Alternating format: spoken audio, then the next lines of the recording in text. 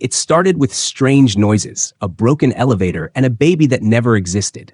An entire apartment building, cut off from the world with no way out. Phones dead, doors locked, and something inhuman knocking at your door. When people vanish and blood appears without explanation, you have to ask yourself, what if the monsters aren't coming? They're already inside. This is not just survival. This is unraveling a nightmare that's spreading like a virus. Don't blink. Don't breathe. And whatever you do, don't open the door. Welcome to the story that'll keep you awake tonight. Story starts with a dark room.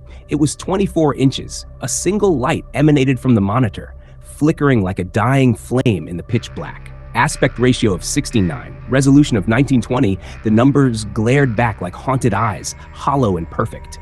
A window into madness. This was his world, not of blood and flesh, but of pixels and forgotten pain. We see our boy sitting in front of PC looking at random posts, his pupils dilated, his mind drowning. Scroll, click, void. He was completely fallen into the world of distorted desires, a place where broken souls clung to broken fantasies, and he was buried among them. Suddenly, phone rings with message, and he picks it up with dead expressions. The sound pierced the silence like a scream in a crypt, but he moved like a corpse answering a ritual call while he was looking at text. The screen's glow reflected off torn skin and old agony. We can clearly see the bruises on his wrist, the culprit of his dead behavior. The silent whispers of his suffering etched like cursed ink on pale flesh. The message was by his mom asking him to join them. Simple words, soaked in naive warmth, reached a heart frozen in rot. But without responding, he threw the phone, cursing the family trip as The device crashed against the wall like shattered trust, his voice venomous and full of decay. His mom was standing outside of room, but he was not ready to go with them. She stood like a ghost outside a locked mausoleum, hope in her breath, silence in her soul. He was not opening door, and she just staring at door sadly. Her fingers trembled, too afraid to knock, too shattered to walk away. She was speechless, had no words. Even her sorrow dared not disturb the choking air between them. Then with disappointment, she whispered, "His son is avoiding her calls and not even coming out his room." Her voice cracked, swallowed by the void of the hallway like a prayer never heard. She tried to tell him that this can be last family trip due to father's business trip, but he yelled saying he'll not join at any cost. His words, sharp and merciless, slit through her last thread of hope. Extending his rudeness, he warned her not to talk with him again. He hated her voice so much. His tone was not anger. It was poison, festering and absolute. Hearing all this, she had no words. She again typed a message to her son with sadness over her body. Her hands moved like fading shadows across the screen, spelling out grief with every tap. His phone rang, but he didn't flinch, focused on the screen. The digital abyss was louder than her dying affection. He was completely into the screen, unaware of her. The blinking notification, a final whisper, lost in digital madness. The phone remained unattended with message notification by mom. A single cry trapped in time, unanswered and unseen. Even after his rude behavior, mom messaged him to take care of himself. Mercy in her heart, even when his soul had turned to rot. The family was driving on their way for trip, a journey of forced smiles, masking cracks too deep to mend. The father was cursing his son for such behavior. His words dripped with scorn, festering the already spoiled air inside the car. Mom and sister was stunned. To worsen their mood, he continued trash talking. Each syllable clawed at old wounds, tearing new ones beneath. Then his glaze felt on mom and started scolding her for raising such mannerless kid. His eyes were daggers. His blame, a relentless storm she had weathered too long. But for her defense, sister tried explaining father that it's not her fault. A flicker of light amidst encroaching darkness, swiftly drowned. Father focused on sister's behavior now, and they kept arguing for a while. Anger passed like a curse, infecting each word with venom. Sister shouted that father don't even visit home, so he don't have right to scold mom. Truth sliced through the car like a scream in a coffin. Dad was so frustrated at his son. Greeting his teeth, he was cursing him.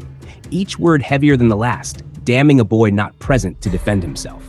To calm them down, mom asked them to stop arguing and focus on family trip. Her voice tried to mend what was already bleeding out.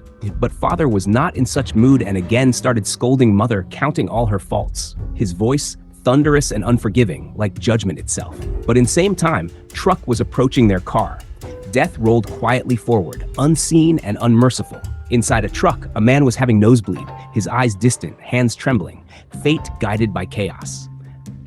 Inside car, mom starts serving tea to ease the tension. Her hands shook, pouring warmth into cups like a farewell she didn't know she was giving. Accepting her rudeness, sister apologizes father. A fragile truce, sealed by tears and exhaustion. Father also accepts her apology and apologizes her back, calling her princess. Looks like everything fine now. For a breath of time, the storm seemed to sleep. But then sister started screaming, noticing something dangerous. A shriek born not from fear, but from doom itself. Worried, Dad looked at her, shifting his focus, and the truck was right in front of them. His face twisted in horror, a second too late to rewrite fate. Sister pointed towards truck, and Dad was freaked now. Reality shattered in his eyes, silence filled by screeching metal approach. Everyone in car noticed the approaching truck, and they all were into fear. Frozen in that final heartbeat, all masks dropped to raw terror. The bright light flashed, consuming all their fear, and then nothing but white. And next moment, everything was gone. Obliteration. Swift, merciless, final. Scene shifts at home and phone was ringing. In that cursed room, time crawled on, unaware of what had been taken. Protagonist was sleeping and didn't care to pick it up. The dead won't wake for echoes. But surprisingly, he picks up a flicker of instinct, perhaps, and took a look at his phone. The screen shone with names now swallowed by silence. Sensing it was unimportant call, he kept it away without picking up. Ignorance still veiled the horror waiting on the other side, but it again started ringing unstoppably. Urgency pierced through apathy like a dagger through fog. Frustrated, he woke up, cursed at it. The living still cursed what they didn't understand, and then picked up the call, his voice empty, unaware of what he was inviting in. But his expression darkened when someone started inquiring about his family. The words clung to his skin like frostbite, and then his eyes widened in shock. Truth spilled in, a flood of red and sorrow. This person is Cha Hyun-soo, 18 years old high school student, but that title now hung hollow in the stale air. He was failure, left studies and now shocked completely, a corpse breathing, waiting for one final nail. He dropped the phone after hearing tragic news. The fall echoed louder than any scream. He was completely darkened, hearing he lost all his family, and now he is the only survivor, a boy once dead inside. Now truly alone in a world that had swallowed the last of his light. Scene shifts to a few days later. At Green Home Building, someone was mowing the lawn. Footsteps were approaching. It was the protagonist. Suddenly, the lawnmower's blade snapped. It flew straight toward the protagonist. But luck favored him. It struck a tree behind him instead, missing him by inches. He didn't even flinch. The blade was embedded deep into the tree bark. He looked back at the blade, realizing what just happened, and felt oddly fortunate. The security guard who was operating the mower rushed over and apologized for the near disaster. As he spoke to the protagonist, fear trembled in his voice. The fierce, unreadable expression on the protagonist's face was enough to terrify him. They stood outside the building as silence slowly settled between them. As their conversation began, the security guard struggled to catch the protagonist's low, almost inaudible voice. The guard asked why he had come and why he'd never seen him around before. But there was only silence. The protagonist wasn't in the mood to talk. With effort, he tried to speak, but his words dissolved within his mouth before they could be heard. Eventually, he managed to whisper that he had just moved in. The guard recalled that he was the new tenant and asked why he was alone. Again, the protagonist mumbled something, but it went over the guard's head. He finally managed to say that he was alone, an accomplishment in itself. Hearing those words, the guard fell silent, perhaps out of sympathy or fear to press further. The guard wondered why someone his age would leave their family, but quickly changed the subject, asking when his belongings would arrive. The protagonist replied that they would come in the afternoon. The guard told him to meet in the evening for some purpose, and then the protagonist walked away. As the guard watched him leave, he thought of him as an awkward man. Suddenly, his nose began to bleed. He noticed the blood, wiped it in confusion. He stared at the blood curiously. It had never happened before. Inside the building, there were 2 lifts and a narrow corridor. It was room No. 410. The protagonist dropped his bags on the floor and stood there silently staring out the window. The view outside was calm, scattered buildings and distant mountains. His eyes locked on the scene, expressionless. He had lost everything. Then abruptly, he closed the curtains and sat on the floor. There he sat, cursing the situation. His mind drifted to the family's funeral. People were whispering about the family, how successful the father was, how beautiful the mother and daughter were. But when it came to the son, they were dismissive. He hadn't even attended the funeral. Someone said they'd tried calling him multiple times, but he never answered. Everyone was angry at the protagonist. Then, suddenly, he appeared, wearing slippers. People were shocked by both his arrival and his casual attire. He felt awkward as he passed through the crowd. Fury filled the room as people shouted that he finally decided to show up. But he ignored them all, as if walking through an empty hall. People were outraged that he didn't even remove his slippers and headed straight to the bodies, showing blatant disrespect. Then he spoke a single word: "I checked." Everyone was confused by what he meant. He said he hadn't wanted to come, but something didn't sit right with him. Then he pulled out some documents and threw them on the floor. They were 3 bank passbooks, altogether holding just $20,000. Looking at the family photos, he shouted in rage, "How can I live off of this?" Everyone in the room was stunned, including me. Bursting with anger, he screamed, asking how they expected him to survive on such little money. Then he began cursing them. Everyone lost their patience at his outburst. They rushed at him, ready to throw him out.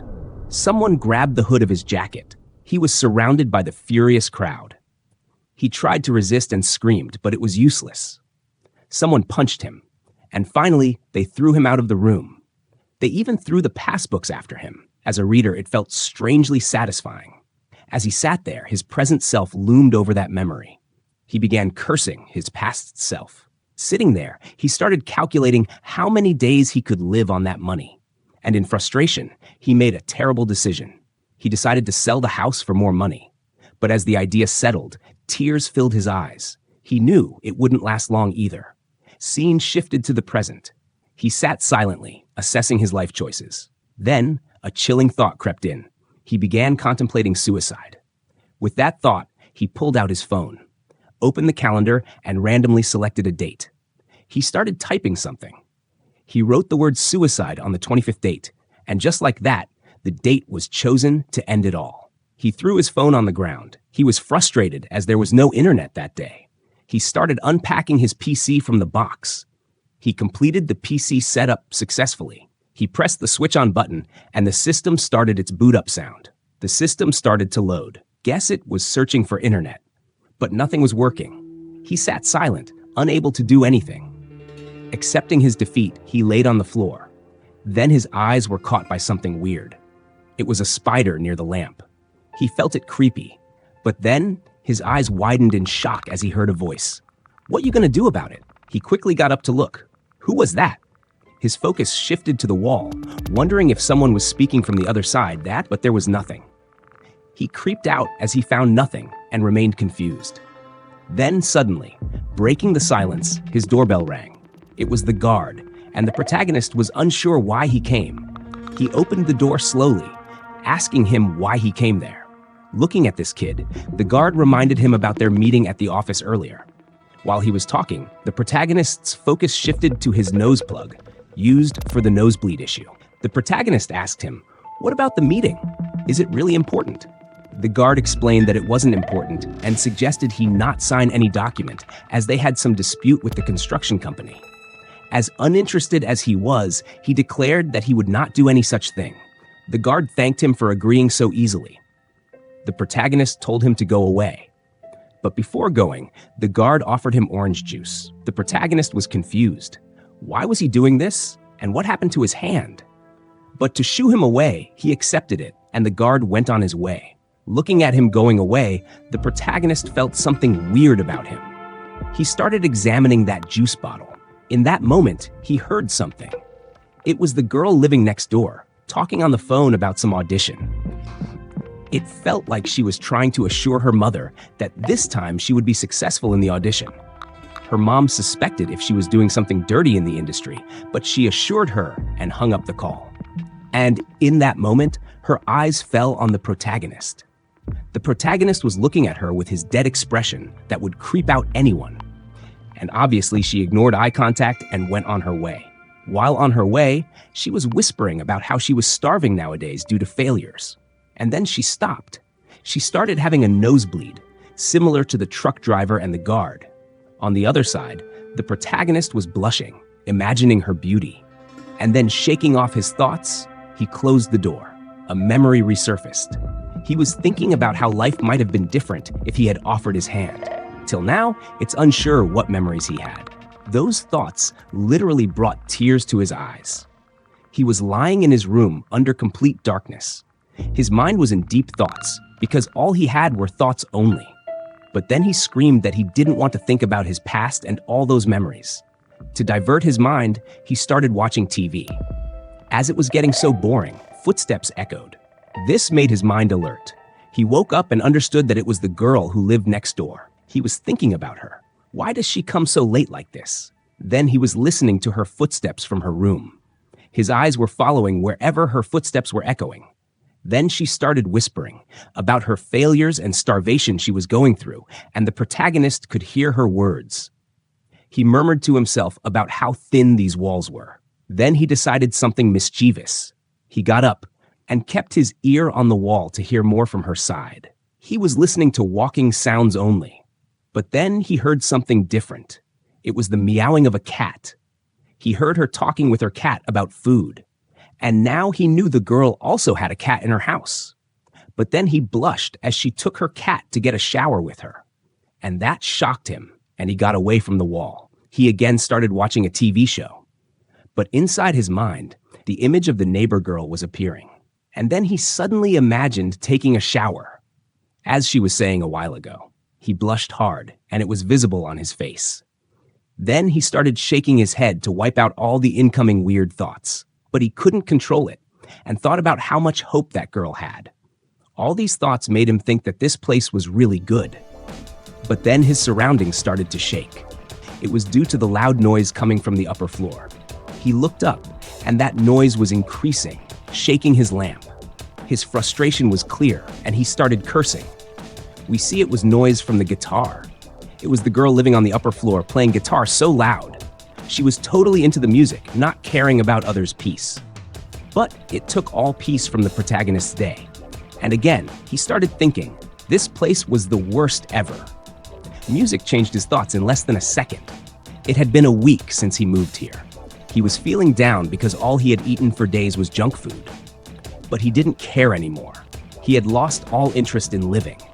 He was completely focused on his PC, oblivious to the outside world.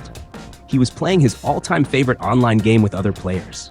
He noticed a character who had been sitting still for 5 days straight, and another one had been standing frozen for nearly a week. He smirked, thinking they might have had a stroke while playing the game. Then, suddenly, one of those characters moved. He assumed it might be a random macro or bot, but then he noticed something unsettling. The girl started chatting, saying she had nosebleeds and heard voices inside her head every day. She went on to say the voices were telling her to kill her mom and dad. While other players ignored her, she calmly typed that she planned to kill them while they slept. When others finally paid attention, she began typing random gibberish. Everyone assumed she was mentally unstable. Watching this unfold, the protagonist felt genuinely disturbed. Then, as if summoned by his stress, the girl from the upper floor began her loud guitar playing again. Frustrated, he got up to finally do something about it. He started dialing the security office to complain about her, but his plan failed. No one answered the call. The scene shifted to the terrace, where the door was closed tight. A guy stood there, trying to access the rooftop. But to his disappointment, it was locked. With no other choice, he began smoking right there. Then a voice snapped, "Excuse me, this is a non-smoking building." He turned his head, startled by the interruption. It was a girl from the building. She looked frustrated and sharp-tongued. She started scolding him, saying she'd finally caught the person who smoked here every day, calling him a mobster. He defended himself, saying it was his first time and he wasn't a mobster. When she asked who he was, he gave a half-hearted answer that he was just a good fella. She found that answer painfully lame. She scolded him again, telling him to use the terrace instead of the corridor. Fed up, the guy pointed out that the terrace door was locked. To confirm, she checked the lock herself and asked who had locked it. He admitted he didn't know and asked what she was doing up there anyway. She stayed silent, refusing to answer. Then he noticed something in her hand, a lighter for cigarettes. He looked at her with suspicion, now understanding her intent. Turning the tables, he began scolding her for smoking at such a young age. She ran away, snapping at him to mind his own business. Inside the protagonist's room, words echoed eerily. "Hyun-cha, you pathetic fool. What did you expect? No one will protect you." He was sleeping in darkness. It seemed like he was hearing these words in his nightmare. Then, suddenly, he woke up, gasping. To check the time, he grabbed his phone. His eyes caught a message. A food delivery had been successfully completed at his door. He rushed to get it, but was disappointed. The box was already opened. He looked outside, suspecting someone had stolen it. Then he noticed his food was scattered on the floor, leading toward the next door. He stood frozen. Had the neighbor girl really stolen his food? He went to check and was struck by horror. There were bloodstains near the entrance to her door. He turned around. Blood was trailing through the corridor where his food lay. He remembered her talking about nosebleeds before. But this was far too much to be just a nosebleed. He tried peeking inside her room and was stunned. Everything inside was in chaos, and someone was eating loudly and ferociously. He was angry. His ramen was clearly being devoured. But then he noticed something even more disturbing. On the floor lay a cat's neck belt, drenched in blood. Terror gripped him. He realized the cat next door might have been eaten. To make matters worse, a dark, creepy hand reached into the light. Something, or someone, was trying to grab the bloody collar. He was too shocked to move. He tried backing away slowly, but like in every horror movie, he stepped on a ramen packet. The crackling sound gave him away. Then came a chilling voice from the room. "Some bit to eat." Desperate to survive, he bolted. He ran inside his room and slammed the door shut with all his strength. He was beyond shocked. What he had just seen outside was beyond explanation. In sheer terror, he did what anyone his age would do. He hid under the bed. His eyes stayed fixed on the door as strange noises echoed from outside. And then, his soul nearly left his body. Someone rang the doorbell. Scene shifted to outside of the building. In the darkness of the night, a person was walking there. Suddenly, his call got disconnected. He tried to call again on the same number, but from the other side, he just heard a loud scream and instinctively pulled the phone away from his ear. In confusion, he stared at the phone, but then turned his head behind as he heard something. But when he looked behind him, it was all darkness. Nothing was there. But suddenly, a shadow appeared in front of him. He noticed it and tried to turn his head. But as soon as he fully turned, his eyes went dark and pure terror spread across his face. Within a moment, his phone slipped from his hand and hit the ground. And in the next second, his body collapsed, soaked in blood. Without even a pause, his body vanished. The only things left on the ground were his blood, phone, and bag. He had completely disappeared. Scene shifted to the protagonist's room. He was still hiding under the bed, paralyzed by shock. He remembered the hand he'd seen earlier, dark, grotesque, and inhuman. His eyes widened as he realized it was a monster. He immediately covered his mouth to silence his breathing. Someone outside was still ringing his doorbell. He was stunned. How could a monster ring a doorbell? But then, he heard something. "Hello? Are you there?" The voice continued. "My cat is missing, and my room is a mess. Excuse me, please help me." At this moment, the protagonist was terrified. The monster could talk, but the voice, it sounded different from what he had heard in the girl's room. For a moment, he thought he might be losing his mind, stuck in this dark room for too long. And with that, he slowly crawled out from under the bed. He looked at the door camera screen. He was completely shocked.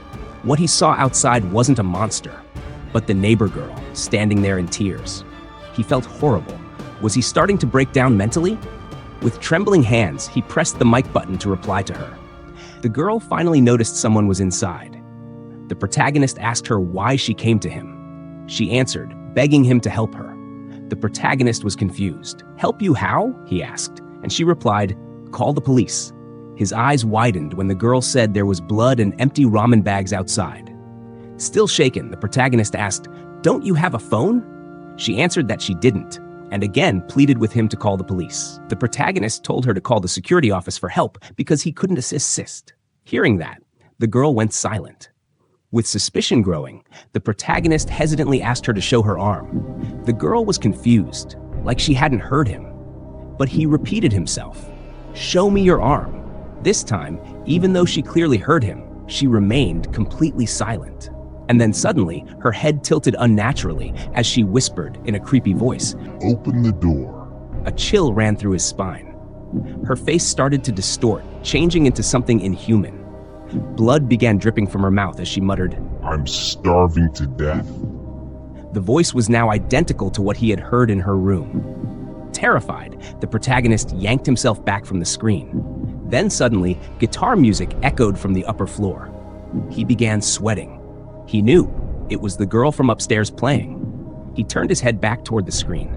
His eyes went wide in horror. The girl on the screen, now fully a monster, burst into maniacal laughter, and in the very next moment vanished. He could feel it. She was running through the corridor, up the stairs. He shouted, "Stop the music now!" He knew the girl upstairs was unknowingly summoning death. Panicking, he looked around and saw a mop. Without thinking, he grabbed it and broke off the mopping head, turning it into a crude weapon. He kicked the door open and stepped outside. Heart pounding, he scanned the corridor. No one was there, but blood stained the floor. He was certain. The monster went up the stairs. Still shaking, he screamed that he'd destroy the monster to save the girl. Suddenly, he heard footsteps coming from the stairwell. His hands trembled uncontrollably. The steps grew louder, closer. Sweat dripped from his face. He was so terrified, it felt like he could die from a heart attack alone. Something was coming. Was it the monster? Was it someone else? Or something worse? Who knows? Please stay tuned for the next part to find out. He drifted into his memories where he was being mercilessly bullied. He lay on the floor, blood trickling from his nose. With a maniacal grin, the bully claimed he had a reason for doing this. Frustrated, the protagonist looked at the bully with a fierce, defiant glare. Seeing that defiant look even after such a brutal beating, the bully mockingly applauded him. Then, with a crooked finger, he pointed at a boy standing nearby. That boy flinched the moment the bully's finger landed on him. With the same twisted smile, the bully said it was the boy's turn now. Looking at the blood-covered protagonist, the boy's face turned pale with fear. It seemed the bully held a grudge because they were friends with the protagonist. The boy was drenched in sweat, trembling, unable to speak. The bully turned to everyone else standing there, accusing them of befriending the protagonist. Then, with a cold and commanding voice, he handed the bat to the boy. He ordered him to hit the protagonist, but the boy was too terrified to move. Closing his eyes in fear and tension, the boy hesitated. Still trembling, he pointed the bat toward the protagonist, preparing to strike. Already bleeding and worn, the protagonist closed his eyes and silently accepted defeat. The boy whispered a shaky apology and with great reluctance raised the bat to strike. Suddenly, the scene shifted to the present. The protagonist stood, waiting for an approaching danger. His eyes widened in fear, his body drenched in sweat. He questioned why he was trying to be a hero in such a creepy and hopeless situation. His hands trembled. Deep down, he knew he couldn't help anyone. Then a step echoed from behind the door. It was hard to tell who it was. His heart pounded louder as the figure drew closer. To his surprise, it wasn't a monster, but a man, calmly smoking on the terrace. Confused, the protagonist stared. This wasn't what he had expected. The man, equally puzzled by the scared boy before him, stood silently. Then, with an annoyed expression, the man muttered he didn't want to deal with thugs today. The protagonist stammered, trying to explain he wasn't a thief. The man chuckled, revealing he was just joking. Approaching with a smile, the man asked what the protagonist was doing with the pole. But then his eyes fell on something strange. Behind the protagonist, he noticed blood smeared across the floor. His expression grew suspicious as he stepped closer. The protagonist grew anxious. It was going to be hard to explain. The man scanned the corridor, torn ramen packets scattered, blood trailing everywhere. His eyes darkened with doubt, examining the scene with growing suspicion. Pointing at the chaos, he demanded to know the protagonist's true identity. Panic surged through the protagonist. How could he possibly explain this? He muttered that it was all a misunderstanding. But the man's fury grew. He pressed the protagonist to tell the truth. His rage made the protagonist visibly uncomfortable. With a trembling voice, he finally spoke. A monster. The man froze, his eyes losing focus in confusion. It seemed he couldn't fully comprehend what the protagonist was saying. The protagonist added that the monster had gone toward the stairwell. The man laughed at what he assumed was nonsense and raised his hand to hit him. But before he could, his own nose suddenly began to bleed. Startled, the protagonist noticed the blood too as he tried to defend himself. The man froze, staring at the blood. He hadn't even touched the protagonist yet, so why was he bleeding? But in the very next second, the protagonist collapsed to the ground, unconscious. His body lay still as blood continued to drip from his nose. Inside the darkness of his mind, something unnatural approached, whispering his name. It spoke eerily, claiming they were the same. The creature opened multiple glowing eyes, asking the protagonist to reveal his desires. Suddenly, the protagonist's eyes snapped open. He was back in his bedroom, lying on his bed. Frustrated, he couldn't shake how realistic the dream had felt. Without hesitation, he rushed to his PC. Looking for distraction, he clicked on a game. But the server was down. He tried more games, one by one, but none of them worked. Every server was down. Anger bubbled up inside him. Why were all the servers on strike today? Curious, he opened Internet Explorer to check what was going on. To his shock, the trending topic read, "Early Symptoms of Monsterization." Horrified, he clicked the article. The list was terrifying. Auditory hallucinations, extinction of mankind. His eyes widened with dread. Without wasting another second, he ran toward the window. What he saw outside left him utterly speechless. The world was completely doomed. And then it hit him like a wave of terror. Everything he saw earlier, the bloodied cat collar, that dark, monstrous hand, the neighbor girl transforming into a beast. It was all real, not just a dream. And then, once again, blood trickled from his nose. Please stay tuned for the next part. Thank you. The story shifted to the girl living on the upper floor. She looked like a music composer, carrying a guitar strapped to her back. In the past, as she was heading outside, she noticed a woman standing beside a baby stroller. While waiting for the elevator, they exchanged polite greetings. But then, the woman suddenly began scolding her baby to stop crying. The girl gently asked how old the baby was. When the woman replied 12 months, the girl leaned in to take a look, but her smile instantly faded. The stroller was empty, no baby inside. Confused, the girl looked up at the woman.